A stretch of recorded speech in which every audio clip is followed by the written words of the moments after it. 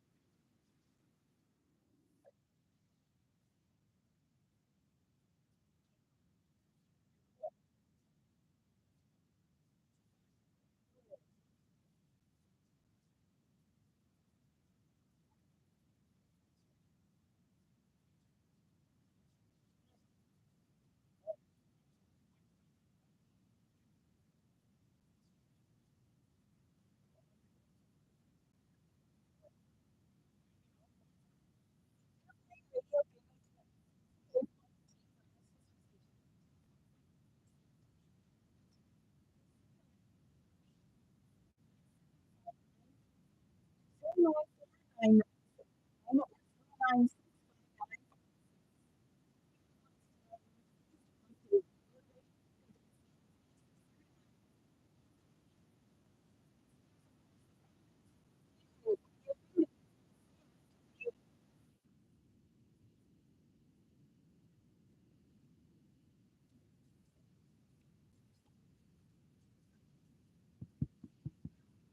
2 minute countdown. Grab your food. Come back in, please.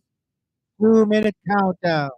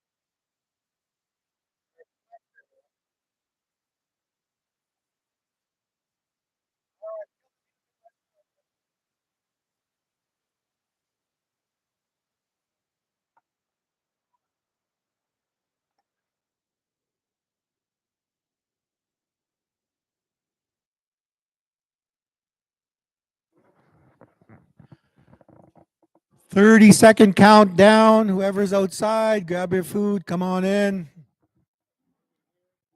It's nice and warm in here.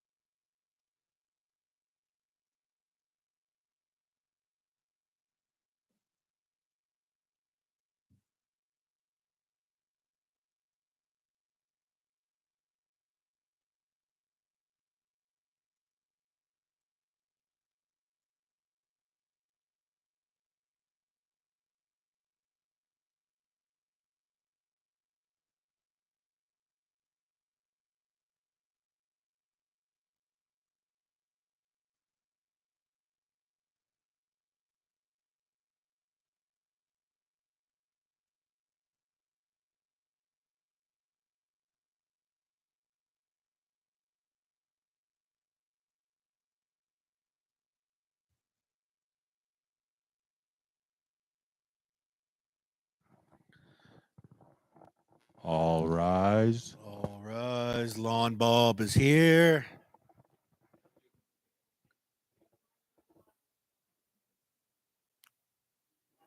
All right. Well, let's get started. I think most people are in here. There's just a couple left waiting for food. Come on in when you get the food.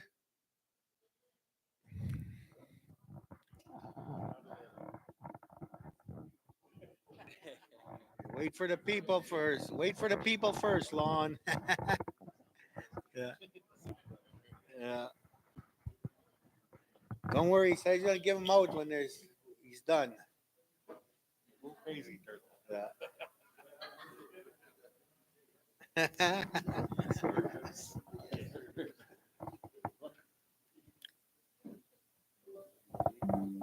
Oh yeah, good man. All right, so let's get started. So first of all, welcome everybody. Hello. Oh yeah. We'll get started here. Welcome everybody. I'll do a quick round of introductions. For the table here, I got two guys at the looking at the weeds already. So I got Counselor Caroline, Counselor Lonnie, Counselor Derek, Mandy from Real Leaf, myself, Dwayne, Counselor Napoleon Collins. So how it all started is we had a band member, Shane Freeman. He's got a partner here. I don't know what extent of a partnership they have. They could kind of go into those details after. But he approached our table asking if we'd be interested in doing a cannabis store here. We were honest and we said, we're gonna take it to the people. That's not really our decision. We want the people to kind of make the decision if they're interested in something like that. There's no commitment to them or nothing right now. They're just here to do a presentation and answer any questions anybody will have, and then we'll go from there. We do have a survey online that we're hoping everybody could fill out. We do have some survey papers here as well. If you didn't get a survey, come and see Johnny or Mike. They'll have the papers there for you. But yeah, that's kind of it. We just want to do a presentation. Like I said, nothing's been signed, nothing's been sealed. We want the people's permission before we want to move it. We know this has been a sour point like cannabis, liquor, and all that stuff. Driftball's always kind of been against that, but these are times are changing. There's some ups and downs to it, like the benefit of the medical side, which these gentlemen will explain. That seems to be helping a lot of the people with pains and arthritis and whatnot. So there is some pros and some cons, and obviously it's going to be up to the people to decide if they want to move forward with this. And it's just our doing our job to bring opportunities to Driftball. So with that being said, I'll just hand it over to Mandy, and he could do his presentation. Then we'll go into questions and go from there. Hello. Hello. Hi, everybody. I'd like to thank Chief and Council for having me out today, AcDev, Johnny, and all the people out here. So I'm from Realeaf. What we do, we bring medical cannabis to First Nations. Right now, we have 6 stores. They're all in Saskatchewan right now, and we supply about 5 or 6 other ones. Um, our difference, what we do is for the nations, we go under our own regime. So we focus more on the medical side of things with the creams and the tinctures, and we do have actually the best cannabis as well. So when it comes to that point, a lot of people will think like a lot of bad things about cannabis and it's a drug and this and that. But if you look into the research and you know the difference between like an opioids and cannabis, you'll see that cannabis is actually a good natural medicine, right? There's a lot we also provide the education. So in a government store, they're not allowed to tell you anything about the products and what it can do and what it can help. But in our stores, we train our staff to be able to give you information. Like a lot of elders will come in and have like arthritis or cramps or can't sleep, and in a lot of our stores, that's our main customers is elders, right? Uh, it's just something you gotta do your research on and ask a lot of questions, and then slowly, people come around, and we're growing slowly, and it's a good community. All the stores, people will come in, and it's a place where people talk, and get a lot of information, and it's good for the community. A lot of people think it'll bring druggies around or drug dealers or a negative aspect, but from all our experience, it's been very positive and happy. So um, let me think. What any questions? I'm better when somebody asks me a question than I can I can answer. I'll start you off, Shane. Yeah. Manny, Sure. how many full-time positions will the store create? This location, full-time positions would probably have 3 people on. It would probably be open from 10 to 10. So it would either be usually a full-time manager and then 4 part-time people. So I think it would create about 6 to 8 full-time, part-time and full-time positions for the nation. All right, for the stores that they have, like you said, the government goes, they go through the government. But for you yourself that does this, do you always know what kind of merchandise you're getting? Like maybe there's a bit, some people that put a bit of opioid or something heavy in there. Because that does happen, you know. I've known that to happen to a lot of weed. That there's always something in there that's a little bit stronger. Right. No, that's a good question. No, our suppliers are half indigenous from East Coast to West Coast. So we work with 6 nations in Mohawk territory, and then we have some people in Kelowna, Victoria. I have a warehouse in Victoria, and then we also have our own kitchen, so it's all in-house and lab tested. We don't lab test every batch because it gets real expensive, but we do a lot of random lab testing, and I've had the same vendors for over 5 years. So it's also very secure vendors and very good medical growers. Like a lot of our growers are from the MMAR, which is the regime before the MMPR, and those growers are allowed to actually sell their cannabis, and they were court injuncted in so they can keep growing. So we have locations that have been growing since the beginning of medical cannabis. So it's very,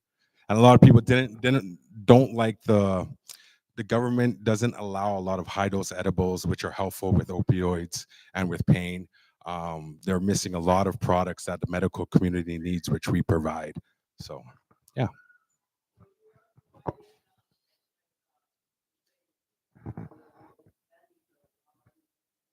Yes, gummies. Yep. From flour to extracts, oils, edibles, topicals, creams. We have transdermal patches, bath bombs. This is only a few of our items. We have many items, and we're actually expanding our warehouse and going to be making a lot more in-house as well. More questions down here? Okay, so with this, how big would the store be and where would the store be located? Say the first part again. How big would the store be and where would it be? I'm thinking about from 5 to 1,200 square feet. There's a couple of locations we have in mind. Right now, we do have what we do is a 60 by 20 trailer, and that is kind of our franchise model. There's a picture on here of one on the back, the top one there.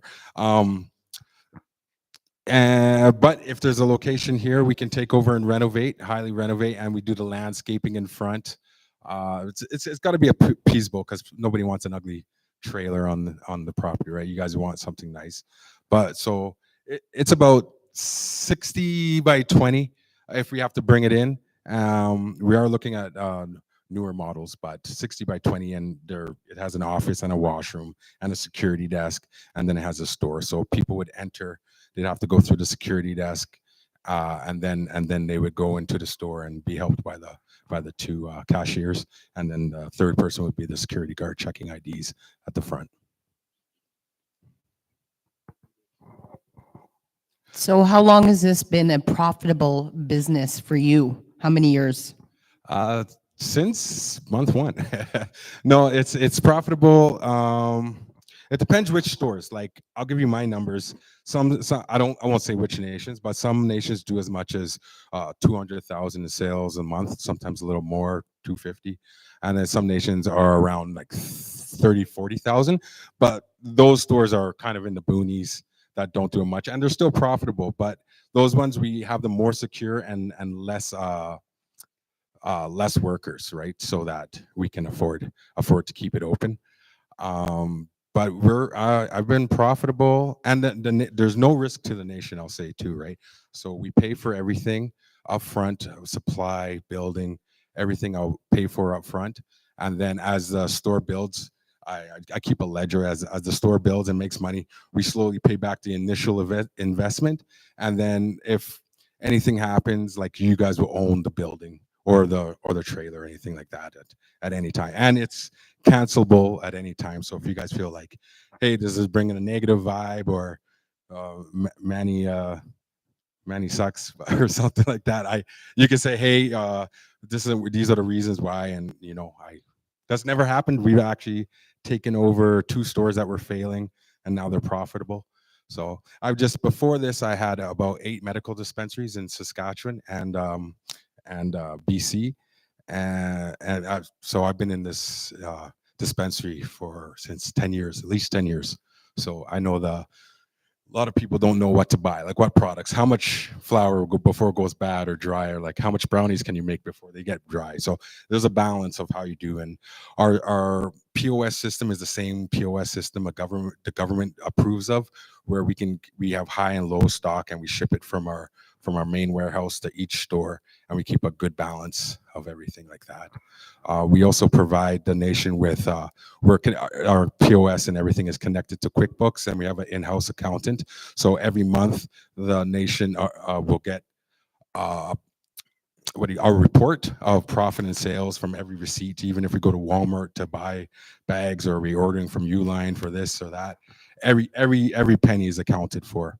So that's why when we pay out we pay out the 51% of profit each month, and at the end of the year, depending on the store, if it's not like a $200,000 store, sometimes we do quarterly reports, just because it gets onerous with all of the paperwork. But at the end of the year, which is April 1st right now, so by next month, all of the nations are getting a full year report, and then a check to make up for any money that we might be owing after we reconcile everything. So that's one of our main things, because we hope we are in talks with the government. Well, in SGLA, that's like their, what do you call the liquor board here? AGLC, right? So our hopes is work with them, but we're not under them, right? So you guys are sovereign, and you have the right for health on your nation. You're right, 81, Indian Act 81. So we also have in-house lawyers, everything like that, and we're getting stronger, and it's getting better as we go. So it would.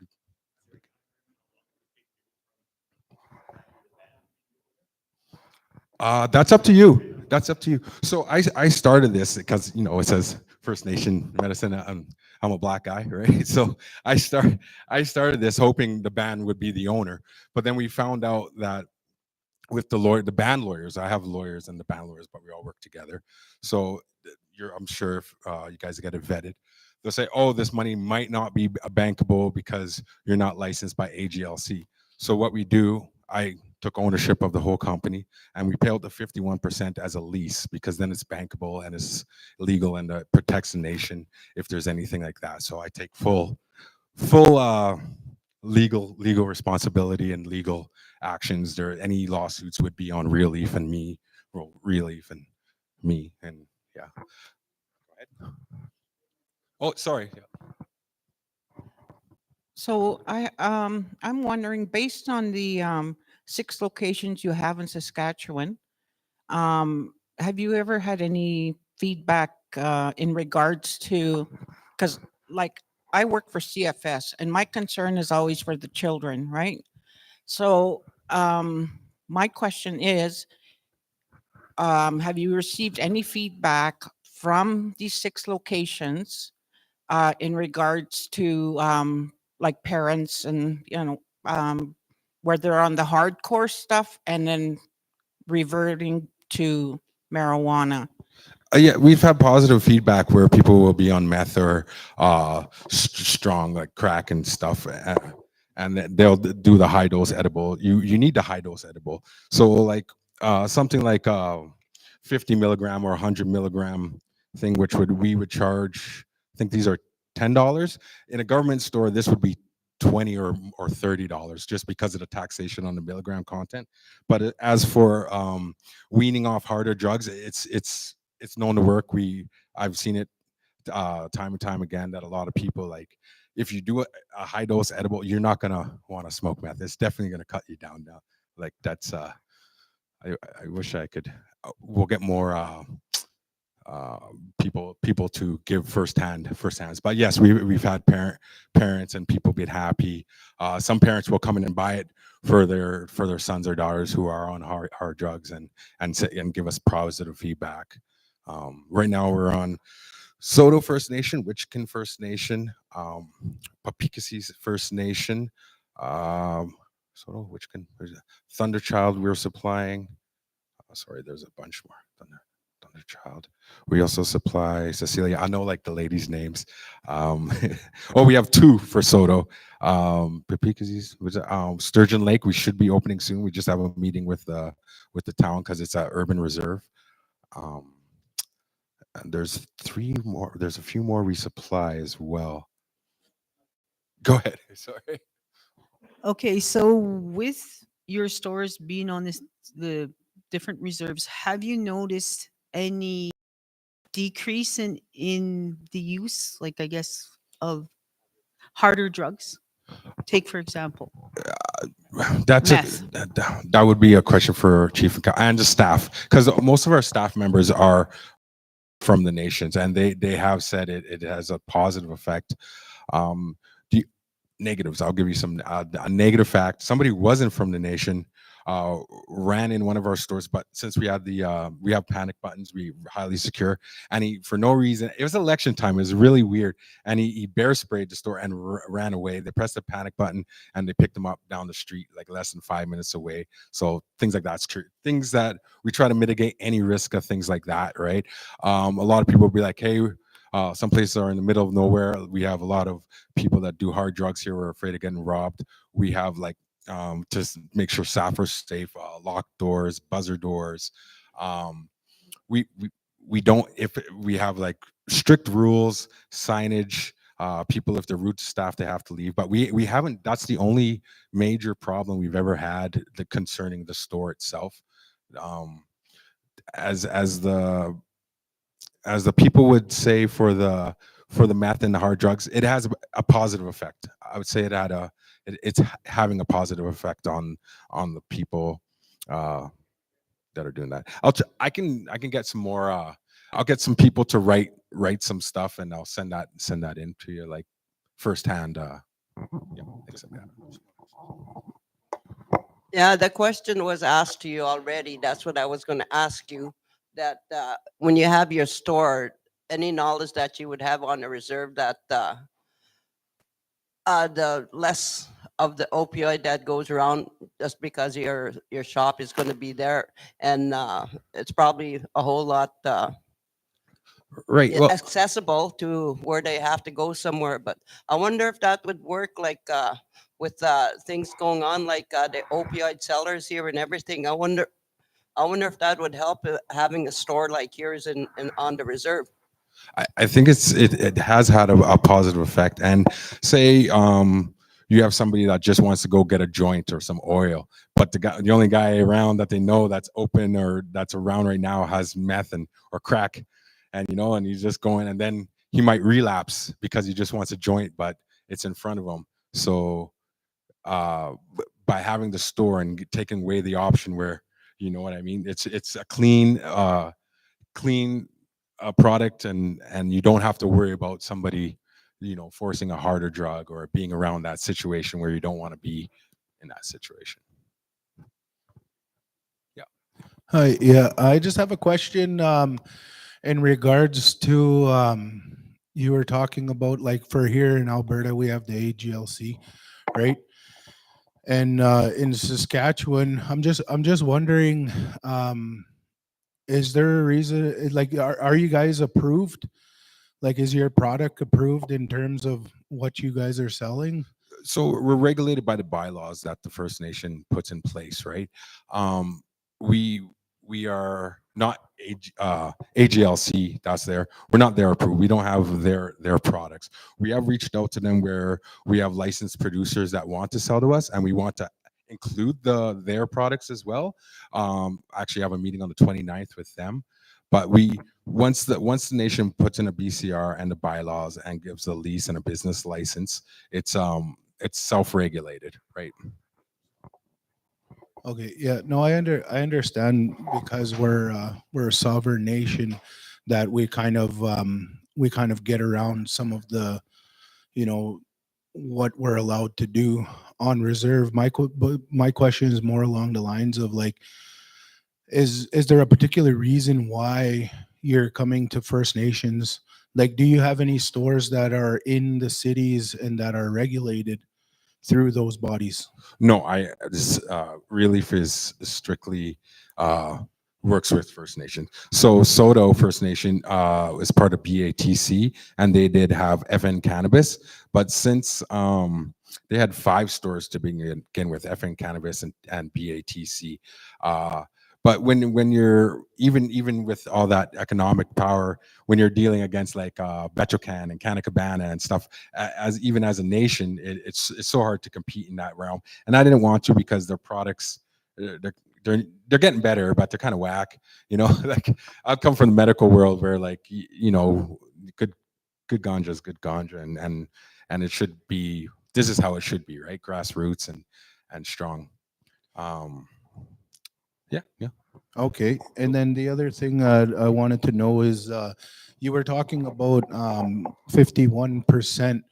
Is that what the deal is that you're proposing here? Is 49% to the nation? No, 51% to the nation. 51% to the nation? Right. Okay, and then that being said, how long is it's going to be like a lease deal? Right. We pay through the lease. The profit is paid out through a lease Okay, monthly. and then what's the term? Usually we do a 5-year term. Okay, Yeah. and then following that 5-year term, what's the plan afterwards? So the nation can make it a shorter term if it wants, but with the banking, with the liability, that's why a lot of nations choose to go with the 5149 because of the liability in the banking, getting the debit machines. There's a lot of behind the scenes stuff with the lawyers and the agencies that I take on all the responsibility. If you guys did choose to do it yourselves, it's kind of like Syntex. Why didn't you just buy some gas and open up your own gas station, right? Because Syntex knows what it's doing and they run a tight ship, and you went with that franchise because that's a good franchise. So that's what I am for cannabis, right? There's a lot of like I took over the Witchkin First Name Fishing Lake and Papikassis already had stores, but they were failing because it's just mismanagement, right? You have to know the business. So when it came in, now they're both profitable stores. Okay. And then in terms of expansion, let's say that we decide as a nation that we want to expand into let's say we want to open up something a little more urban and we want to open up a store somewhere like, let's say in Slave Lake, for instance, or one of the towns. Through your company, are we going to hit any kind of snags in terms of what we're able to do there? Or are we just limited to First Nations land? Yes, we are. We have to be on reserve or urban reserve for the bylaws to be in effect, right? Okay. Yeah. All right. Thank you.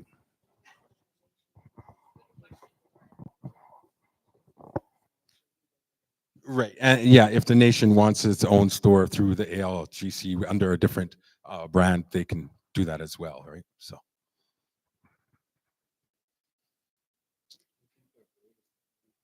Yeah. Okay. Yeah, and if the goal is ownership, we can always work together to for the bank, because we are like lobbying these government groups to to recognize, and we reached out like, hey, we need this type of banking. Hey, they're like, oh, you have to be, there's so many hurdles. You know how they do, they stretch it out and we'll meet you. And so, but we are working on that. And if you guys were able to do it yourselves and just needed a supplier, I'm more than happy to be just a supplier. It's just a lot of the hurdles that I'm not gatekeeping. You know, I could say this is how you do it, but it's still really hard to do without them being like, hey, like Soto, they told Soto they had to leave that BATC partnership because of the Sovereign store, and they did, because our store is making so much money, and 4 of the 5 stores closed. There's only 1 now in Nipawin. So Just wondering for Mike, is there any comments online or questions so far? No? Okay. yeah.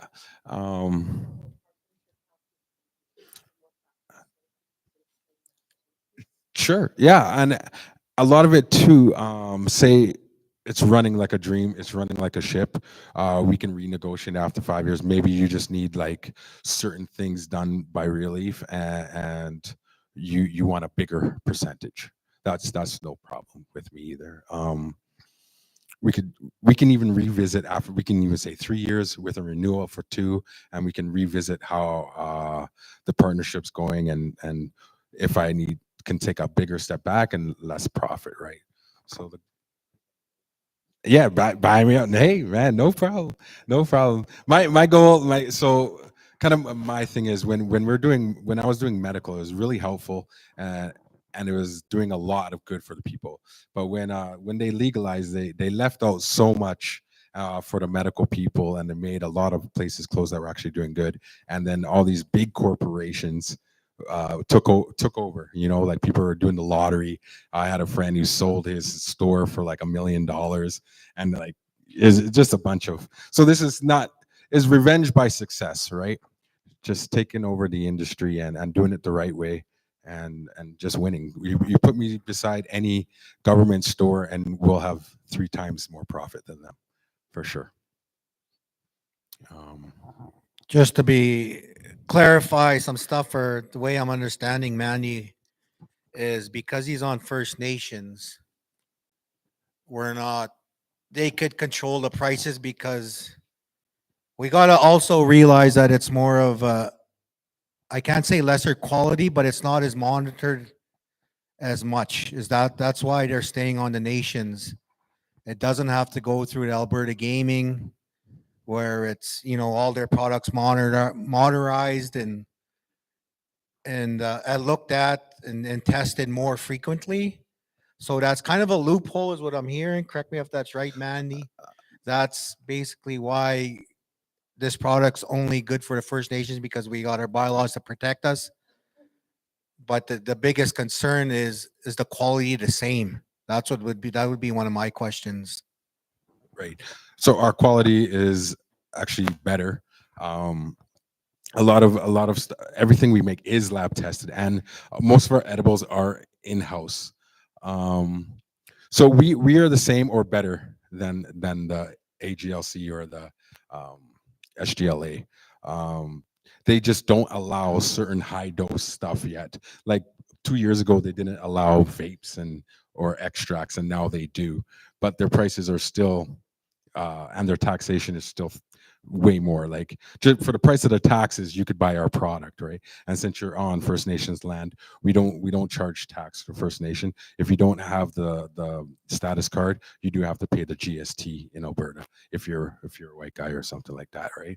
So we do remit tax. We do our taxes every year and all that. So, or a black guy, yeah, I get it for free, man. I do have a question from online. It's basically asking what it takes to be a cashier. Do they need their sell safe license? No, because they teach different. They teach that you can't say things. We don't teach that. Like, we like to help the customers with just we train our staff with like common knowledge. We send like videos and stuff to watch and teach them on site, kind of in person training. So you don't need sell safe. It's in-house training, right? So yeah. I believe we start at 16 an hour. I think we started 16 an hour and then raise after 3 months, and then the managers, I think they start 18 to 20, and then and it's tax free, so that's always good too. So Another question here, Manny. yeah.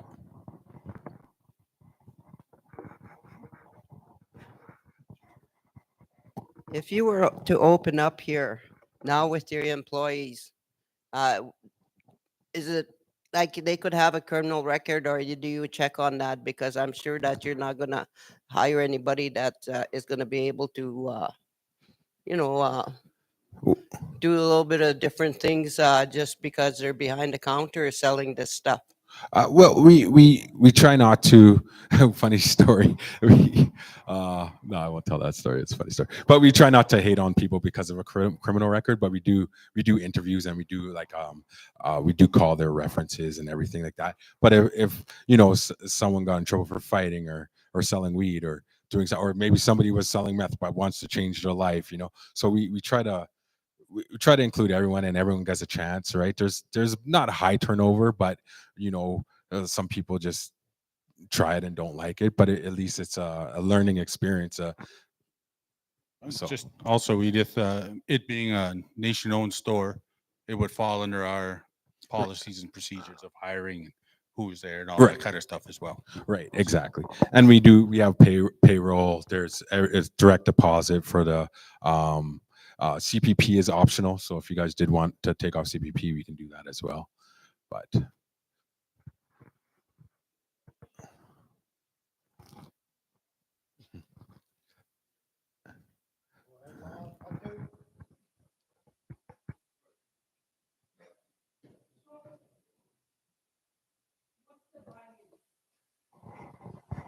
What's the buy-in? for the nation, there's no cost to the nation at all. Realeaf, we pay for everything, building or renos, upfront costs. It costs like the product to start the store costs about 50,000. So you're bringing the facility here. Is the nation, say, enterprise or anybody charging you rent? It depends on where the location is, right? So some nations have done that where there's a base rent and then there's the split, but the base rent comes before the split as like a store cost. So that's always an option too.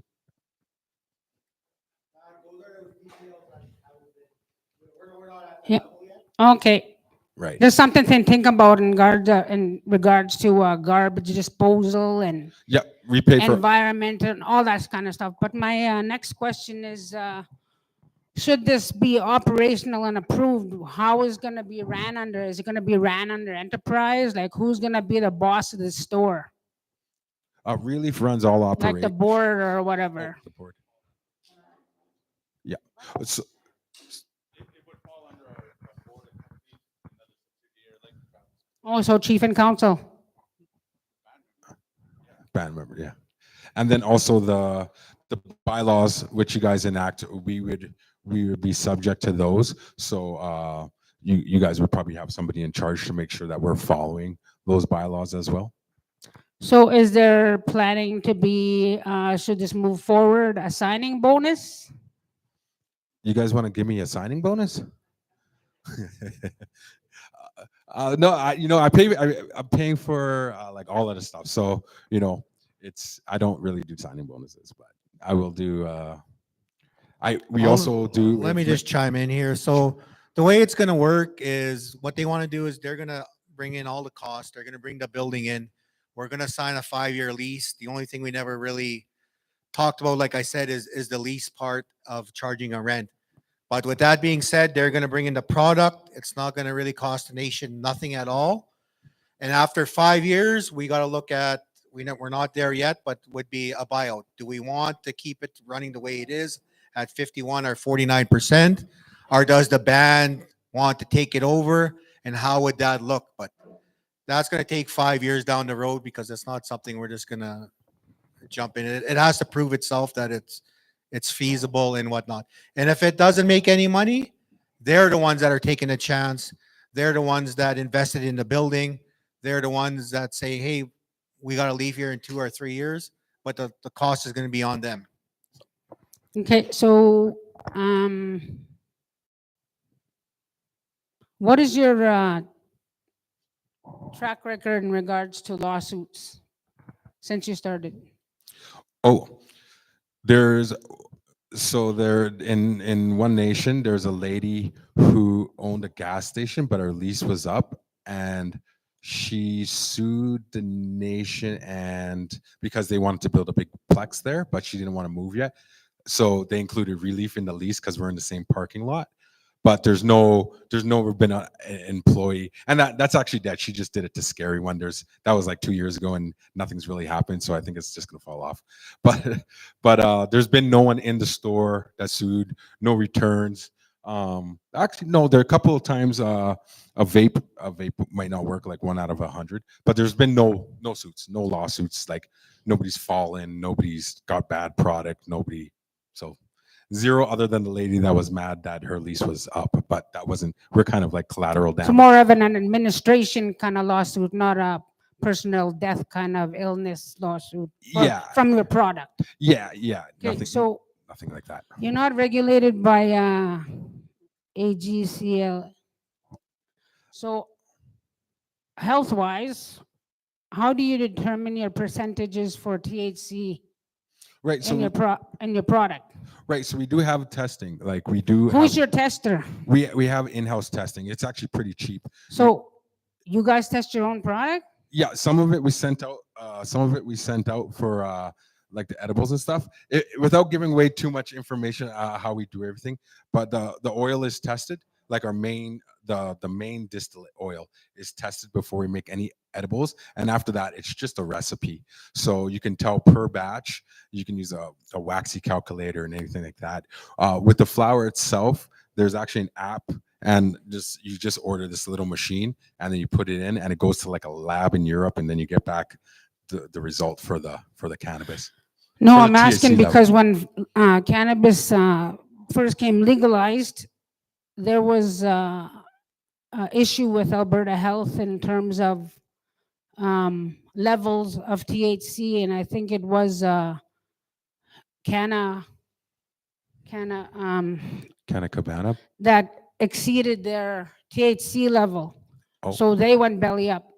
So that's why I'm asking who monitors your THC and in each of your products, like the oils, like the gummies, like the flour. Right. So each one's different and how you make it and how you would test it, though. So with the flour, even if you tested government cannabis, depending on how long it's been on the shelf, the cannabinoids would change. Like even hemp, it can turn into THC slowly, right? So our testing is accurate, but like 2 days later, it could degrade and be 2% lower. That's with all cannabis across the board. It's not like alcohol where you put it in a bottle and it's always going to be 5%, right?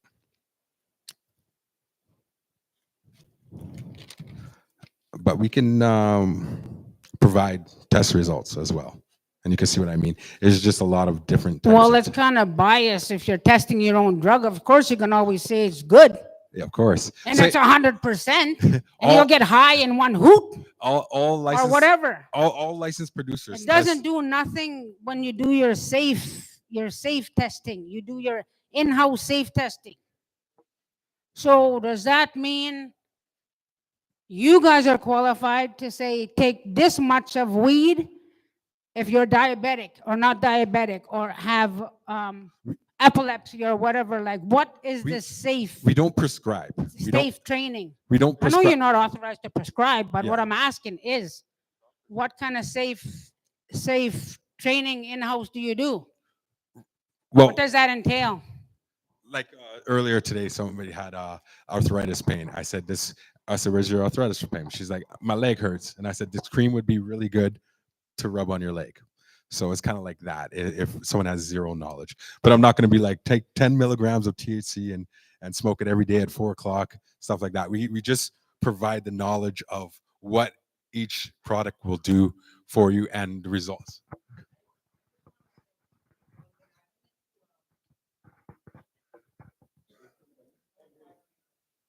I went into Slave Lake and I asked, I'd never been into one of those stores, but I wanted to know what I could get for my arthritis.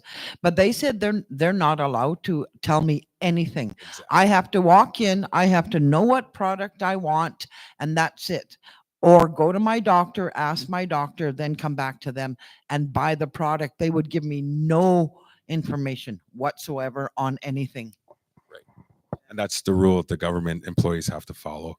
Where I could say, if your leg hurts, this cream should do the job, right? But it's also, check with your doctor if you're on medication before you take it. But this is what has worked with for other customers, and this is what we recommend. So it's not prescribing, but it's giving knowledge of our products. Yeah, see, you. Right. And a lot of people are new at it, and you're just, what do you mean you can't tell me, So exactly. Yeah. Yeah. Thank you guys for that, filled out your surveys and stuff and your comments that you left.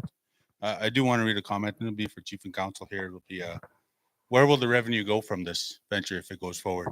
And what's going to happen with, will there be added security around, or any addictions treatment or anything like that? So those details never been worked out. It's always going to have to be invested into the nation somehow. Approval from the people of probably what they want to see with the funds, but we got to make sure, like everything what Mandy's saying is, if we add on extra security, extra whatever, insurance, cement, it's going to be brought out at a profit. So we're basically taking the profit we would have got and taking it from ourselves. So what's he saying is he's going to take all the expenses out first before Driftpile gets a profit. So anything we add or anything that we bring in, if we bring in extra security guards, extra staff, we're paying for it, because it's going to come out of our profit at the end of the day, our 51%. He's paying for it, we're paying for it. But that's how we got to realize, anything we bring on, anything extra, it's coming out at a profit at the end of the day. And that's why all businesses are run, but that's just want to make that clear. Hi.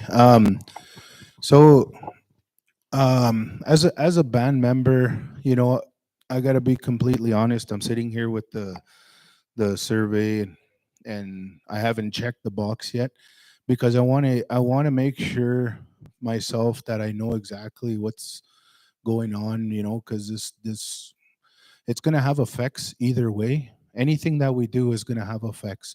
So I just wanted to get a little bit more information. So I'm just kind of looking at, in terms of, like, because the product is not regulated, who would be held liable if there's any kind of incidents? Because we're 51% holders in that, then that would make the nation liable. And then also, like, what is the regulation standard to mitigate those kind of incidences? Right. So Realeaf would be responsible, like if someone's sued for anything. That's why it'd be out through a lease, right? But it's 51% of the profit, not ownership, even though it is ownership, but for the protection of the nation, it would be through a lease, right? To mitigate the products, it's like which product. So our flour, it comes from well-known, like my well-known suppliers, which are great. We don't radiate, but we use the proper nutrients to grow. The bath bombs are made Health Canada approved facility. All of these products are made in-house in our kitchen, other than like three, like the transdermal patches. We don't make those, but that's from a supplier. The only thing that, because they're made with distillate, right? So your biggest problem with like the brownie is it going rotten or stale, not being mixed with some sort of weird chemical or anything like that. And and we just have a first in, first out, and we don't make too much. And if we have thrown out product that is old, right? So that's our biggest problem, is old product, not bad product, but old product. Let me chime in here, Mandy. I think what the real question that's coming out in April actually hit it nail on the head there is, and that's concerning for me too, like the product testing. Like that's, I don't know if we need to see maybe next time at meeting number 2, you bring out your results, not just the result, but what criteria are you following? Like how much oil's going into this? How much oil's going to that? I think that's what the people are looking for, of that kind of a criteria. And what happens if one of your employees puts too much? Like those are real legit questions. That's what worries me too. Those are the kind of questions I would need to answer. Where if it's regulated from the government, we know it's tested. Those are the things that people are gonna have to think about. You know, the difference between not being tested fully 100% to the way that you're kind of getting tested, doing your own results. I think that's a lot of the answers that need to be questioned, and that could be followed up with another meeting and a proper presentation. Now that Mandy knows what's the questions are coming from the people and what kind of answers they're looking for. If that's kind of what you're getting at, Laurent, as well, that's kind Just to clarify what I was, exactly. It's kind of like along the lines of, you know, the like, where is the regulation? You know what I mean? Like, who is regulating? Because if you're making your own product and you're doing this and you're saying this is what, what percentage and you're doing, but who's regulating that? You know what I'm saying? So it's just kind of, that's kind of the question where I'm at. And then also, in addition to your suppliers, who's regulating them, and are they accredited, as suppliers in that sense? Right. So this is kind of a few questions. I just wanted to be, open and honest about, like, like I said, I'm on the fence. I understand, the equity of it. I understand the potential of it. And I understand that in essence, medicinal cannabis can be really helpful, and, there's a lot of pros to it. But I just want to make sure as a nation, that because we have to look out for our people, and we have to think about our children.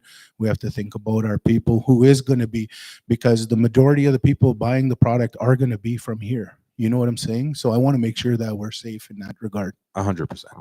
Yeah, and we have been in operation on First Nation for, this will be our 3rd year. We just passed our 3rd year without any problems and stuff. But I understand exactly where you're coming from. Like, where is it coming from? How do you test it? We do test, but we don't test every single product. We do batch testing, but I understand. And I'll bring some and provide some testing and give you more of a of what you want to see there on the next round. No problem.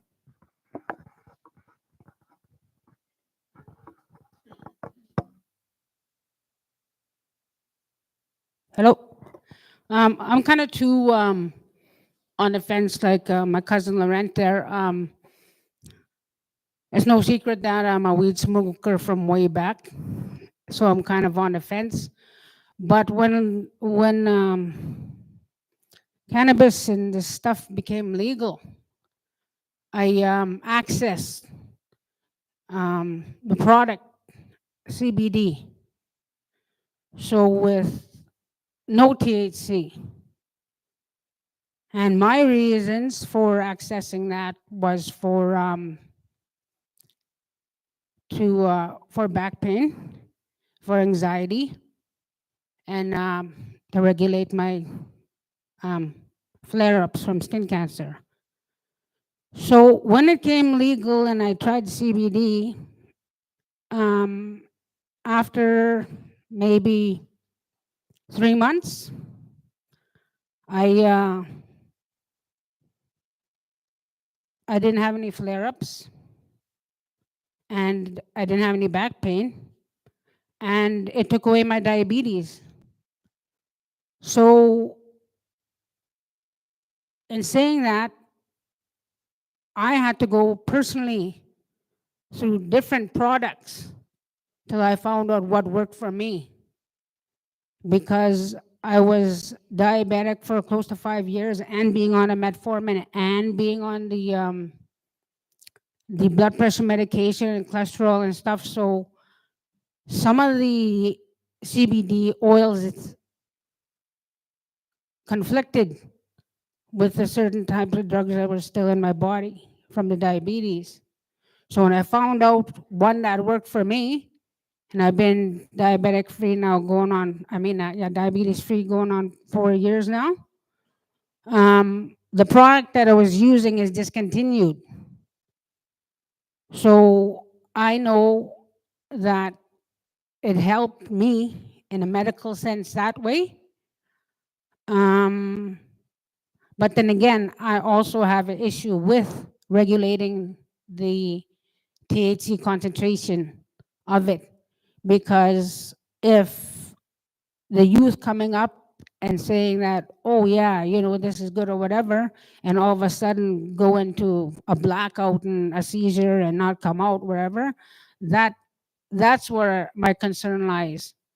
So maybe if it's gonna be approved, it should just be not THC with THC. But then I don't know how many people would not want to get high. Don't know. So I got to follow up to those comments and what everybody else has heard. There's concerns out there for sure, but in all your stores and all the reserves that you've been in, has there been any negative episodes from any of their members that have been using this and buying this? Has there anybody that's been blacked out, passed out, seizures, any kind of negative effect from using your products? Has there anything been documented? One time, a guy didn't wake up from work after he drank the juice crystals. He slept in. That's about it. So, Okay. but with the high dose edible, you do have to go slow. Like you don't if you haven't tried that stuff, very high caution. Like don't do it, because you could throw up if you have too much. So, but we make sure to caution everybody.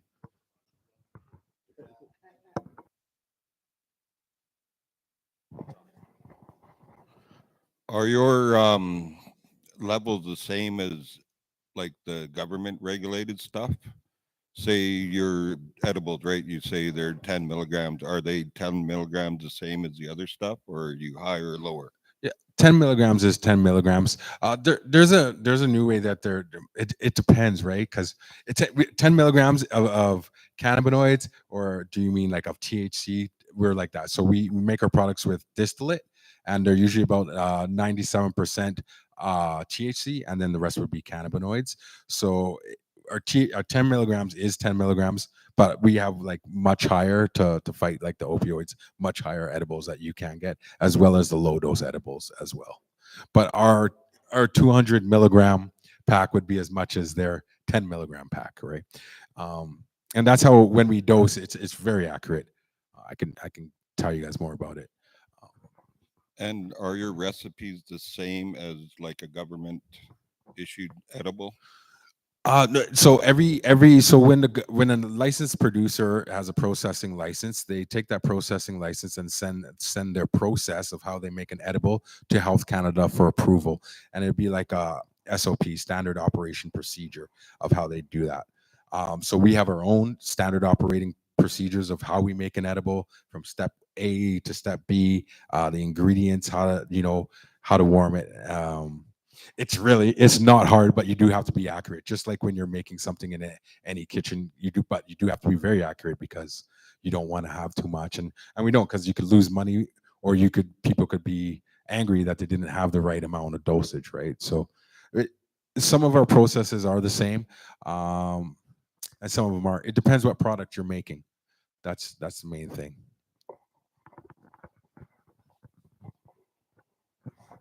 All quality controlled, yes. So I guess I just want to talk about the pros and cons. I guess just want to be honest, fair to the people of what we did. Do a little bit of survey online. There is some questions I've been reading through, And some of the questions are we going to start enticing our youth to get hooked on drugs? And those are legit questions. I'm just bringing it up. I want you guys to take it home, think about these questions, these comments, and because I think they're really legit. So we know we have troubled people on the nation. You know, we know there's addictions out, and we're not going to stop it. We can't stop it. We could, put all the drug dealers in jail. Next day, there's going to be a new one. Every nation's running through the same thing. One of the pros to it is we try to help the people that are addicted with clean product. If is it's safer stuff buying from a store versus buying from a drug dealer that's making something in his shed. Those are the things I want you guys to think about and whatnot. Like the medical side, to me, I think that's something that's very positive. It helps. We heard from elders that it does help them. Patu is a perfect example. She found something, cured her diabetes and made her a healthier person. So on a medical side, there is some good stuff, some bad, well, not bad stuff, but the good stuff is what I'm hearing. But those are the real concerns, the pros and cons. And you guys think about that overnight. We'll take the surveys. We'll look at them. We're not just going to count them up and say, yes, it's approved by how many people did the survey. Or we want to do it right. We think this is a big commitment here. We want to make sure the communities, in favor as much as possible. This is something that they want, because the plan would be to put it by the store, because that makes business sense. It's attracting all the traffic to store, then they could go, into that store to buy some stuff if they wanted to. But some cannabis, I'll call it cannabis. Yeah. But that's how we're thinking at things right now. And we'll look, like I said, we'll look at the surveys. We'll set up another meeting. He's got to bring us some little more better details. We'll have it on the Jumbotron or whatever it's called. And we'll see what criteria they follow as Realeaf and whatnot. I think that's the best bet. If you guys have any more suggestions of what you want to see at the next meeting, how you guys want to move forward, by all means, let us know. Go ahead, Patu. I just had a final question. I think why go with Realeaf? Like why don't we cut out the middleman and do it on our own? Do our own BCR, solicit for dispensary, one that is Alberta regulated, health-wise. Like, that's just a thing to think of. When you have a next meeting, come back with that data. Which way would go good? This guy, no offense, but other options. Other options should be, if we're going to look at this and go hard and go strong, then we should go right.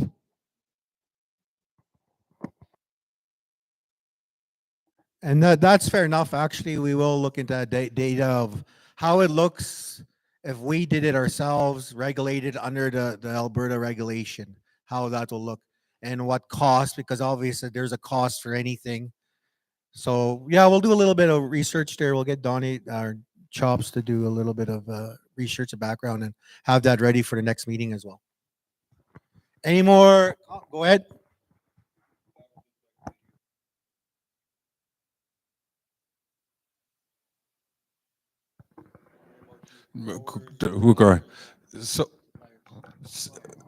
So all the way from All Nations Cannabis, but they're an LP now. They were supplying us. We work with them on something. They're out of Chilliwack. We have some Six Nations with the Mohawks. We also have, I forget what they're called there, by Victoria in the warehouse. And then it's MMAR. So like a lot of people who are court injuncted. Remember those, I don't know if you're a grower, remember those long pink sheets when the first growers, they're all injuncted. So a lot of old school growers that I've won. There was just a court case where medical cannabis set precedents. It still doesn't meet the needs of the Canadian people. So you're actually going to see a lot more medical dispensaries popping up in the next few months. It's sealed right now, but it's going to unseal. That was a Supreme Court decision like a month or two ago. I'm actually more along the terms of like say you're going to use sunflower or whatever. How good is their product? How long does it last? Who's growing it? You know, like stuff like that. We need to know about the product that you're bringing here to make sure that it's going to be good stuff and it's going to last and it's going to bring a good product. Right. So the growers I've been working with has been for over 5 years, and it's always good. I actually have samples here that you can come see. You could do a visual inspection, and like I said, when we come back, first meeting, right? So now I know you want more technical, so you're going to want lab results, which is fine. I can provide those. You're going to probably want some financials, which is fine. Anything else, just let Chief and Council know, and I'll bring. And then you'll know. Like I can't give you my suppliers' names and addresses, right? But I can give you the lab results from them. I think just comments. Like I would like to know how often do you test? You know, like is there 3 batches? Then you do a test. Like those are the kind of stuff I think that would be beneficial to the people, so they just have a comfortable feeling that the product that you'll be bringing is safe. That's our biggest concern, is anything that's brought into the nation, and if our people are using it, we want to make sure it's safe as much as possible. Some of our product is actually from LPs, but you never heard that from me.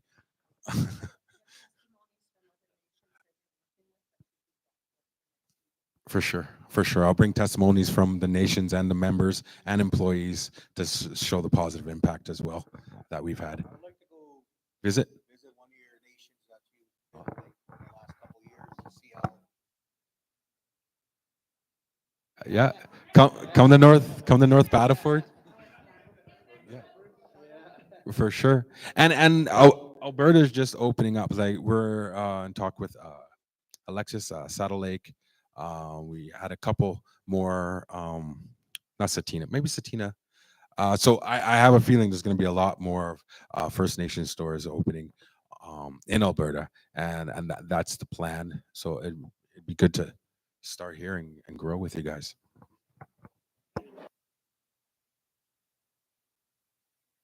Yeah, let's have some closing comments here, I think, Chief, and from the council on the table, and away we go. Talk about Alberta. You know, you're having the success in Saskatchewan right now with all those nations there, and BC also, but this will be the first store in Alberta. Right, this will be the first Realeaf in Alberta. I think there are some like smaller First Nation stores that are kind of off the map, but we do, like we've invited the RCMP to our grand openings and stuff like that. Like we do want approval and we do want to work with the government, but you guys are sovereign. And the main thing is, if you feel that this is like a medical need and a good alternative for the people other than hard drugs, this is I believe it's a very good alternative. Plus you're taking money away from people who could be selling meth and weed and bringing it back into the nation, back to the people as well. Right, so it's a good way to siphon the money and use it for the nation, as well as help. You know, even if it helps 5 people and the rest of the people are just having fun with it, that's 5 people that it helped that aren't on hard drugs anymore, right? So it has changed lives as well, right? Just with the legality of it too, and you talked about it previously about you having the lawyers and ready to, if they were to come and try to shut us down, that you have the lawyers and you're ready to fight them in court. Oh yes, 100%. That's what we're doing here for the people. We're doing it, and it would be me. It would be me. Like I've had medical stores. One was raided. Paid for all the employees, staff. None of them went to jail. They all got. The lawyer said that's very rare. I don't think employees would really be arrested. They might come in, raid, and close it down, and then approach. Like I'm the guy who would be in trouble, not the nation, right? And I pay for all legal costs if there were ever to happen. Been in operation for 3 years. There's never been. The police are our friends. They've they've never came in a negative way to us, so.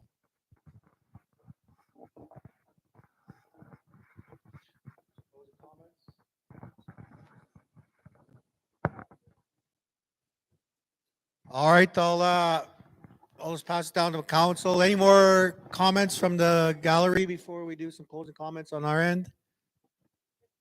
If not, go ahead, Caroline, and I'll do the last ones.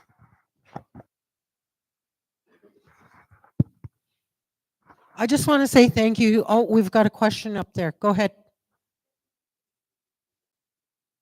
The difference between CBD and THC. So THC is psychoactive. It will get you high. CBD won't get you high. They're both from the cannabis plant. So hemp, you can get CBD, but not really THC from hemp. There's ruderalis. I won't go that deep into it. But THC will get you high. CBD won't. But they both have good medical benefits. CBD would be more for like pain and healing cells. That's why it's good for fighting cancer. And THC is also good for pain and sleep and things like that.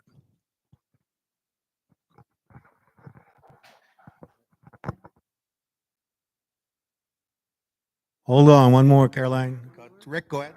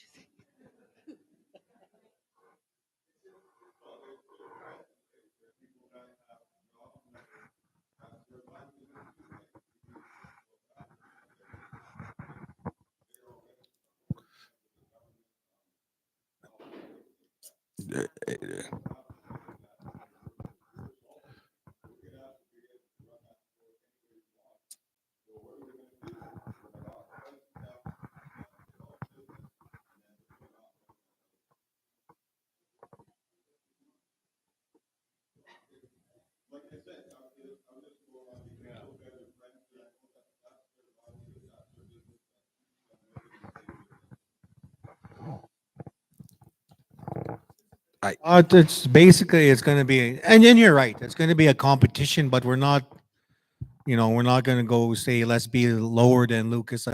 We'd probably want fair market value for our prices, just like the store. Like, Are they part of the nation?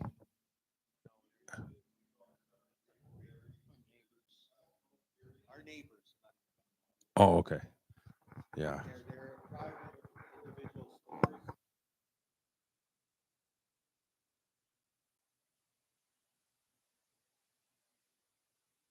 Just if I could comment on that, Chief, just as a economic development perspective, we want to circulate as much money as we can on reserve.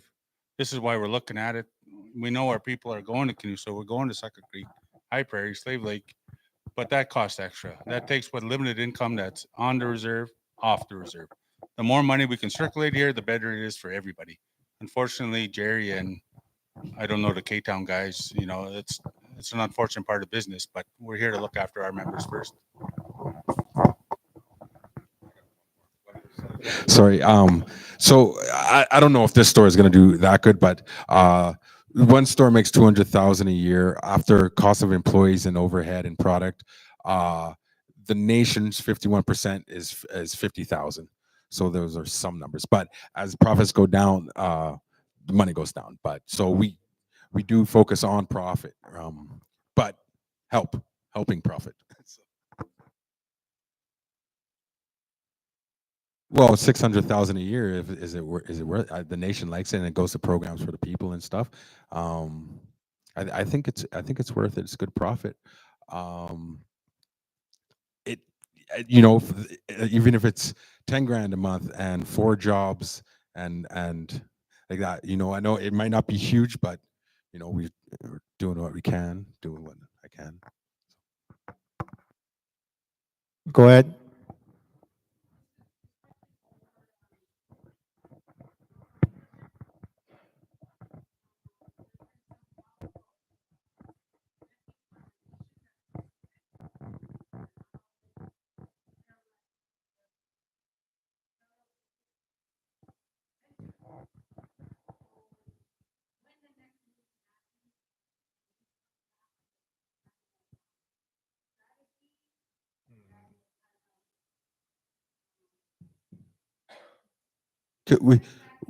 We could do a program for recovering. Oh, I'm sorry.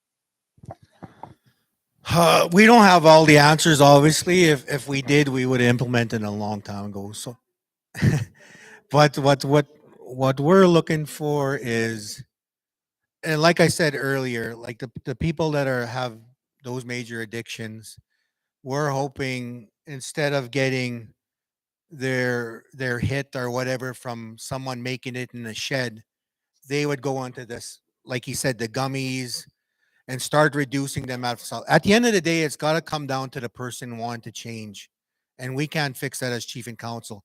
But we're trying to give them options to say, hey, maybe these gummies could help you reduce you get from getting the meth, needle every day that you need to just to kind of run for the day, and slowly get, hopefully at the end of the day, we start taking some of the profit from the drug dealers out there as well, because they're going to start coming to the store. That's kind of a pro and con. You could do it either way, but at least we know this is a little safer.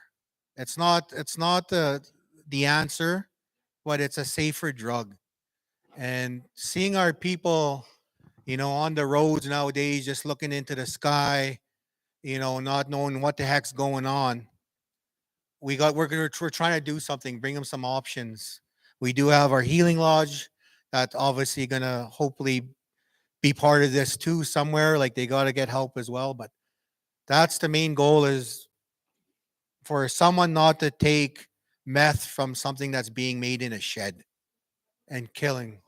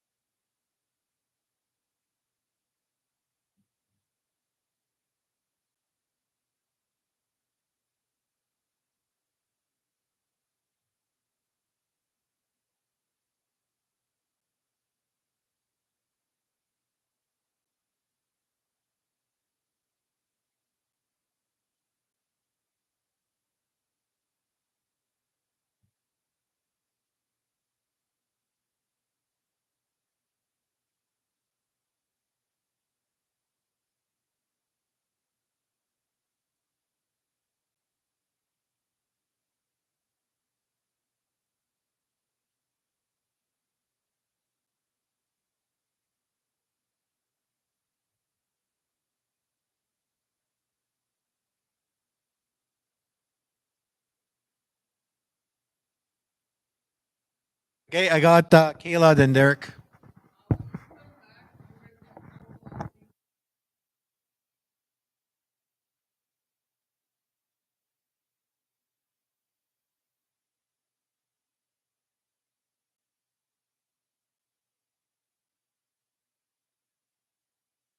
Okay, Derek. So what we'll do some closing comments.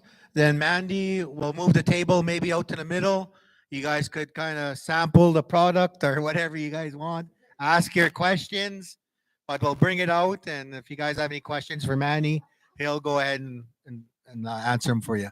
Okay, Derek.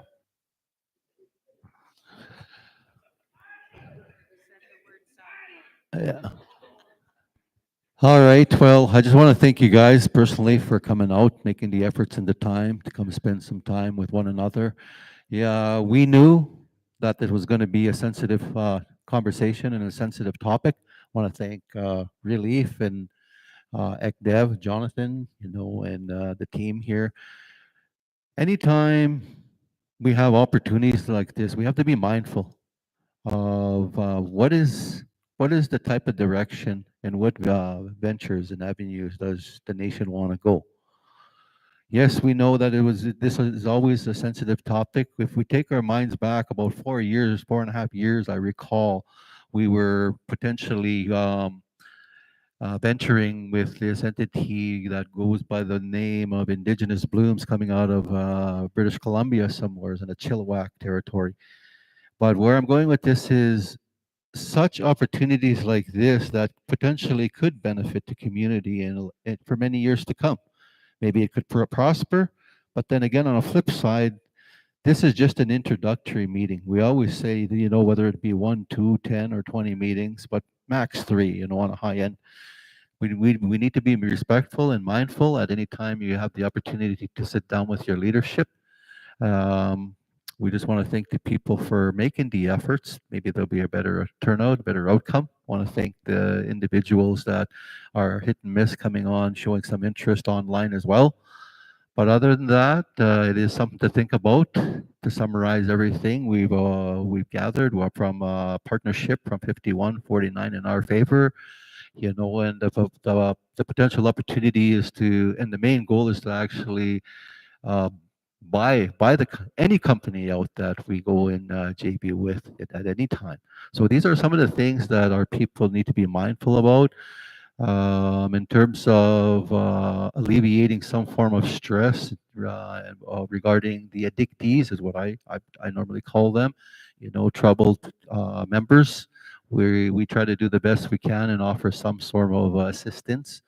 Like the chief had mentioned, that was the goal and the vision when Realeaf had a sit down, including one of our very own, Shane Freeman, through indirectly. So the Healing Lodge, mental health, and that health department there definitely would be more than happy and appreciative to do their part, as servants to the nation to try to bring our community back up to speed. So these are definitely, interesting conversations, in terms of what direction does Driftpile Cree Nation want to go.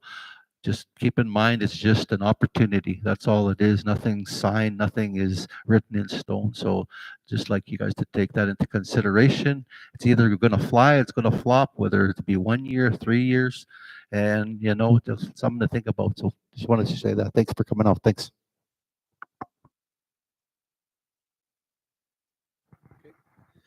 All right. Yeah, we thank you as well. We want to thank, just like my colleague Derek said, Realeaf for coming out, starting the process, answering a few questions, and all the questions we heard were really legit questions today. And it's something, this is a big deal for Driftpile Cree Nation. We know we've always been against drugs, been also against bringing a liquor store here. So that's why we said we want to make sure the people on the nation are 100% with this, or at least 80%. And it will be up to you guys if you guys want us to bring this and pursue this opportunity or not. But obviously after we get some more information. So thank you very much. We definitely appreciate Realeaf. Johnny, thank you as well for setting this up. Thanks Shane out there, our band member, for cooking. Give him a round of applause. I don't know if he could hear us. Yeah. What do we do? What? Yeah. Yeah. We know. All right, Rita, I want one too, a double cheeseburger with cheese, please. Yeah. Oh my God. Shane, keep cooking. Nah, just joking.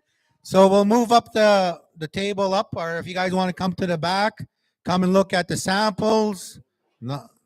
No youth can come back here, unfortunately. You got to be over 18. I'm sorry, youth, but you got to be over 18. All right, thank you. Yeah, we'll figure out the dates for the next meeting, and we'll post it. No, go ahead, bro. I'm good. I'm good.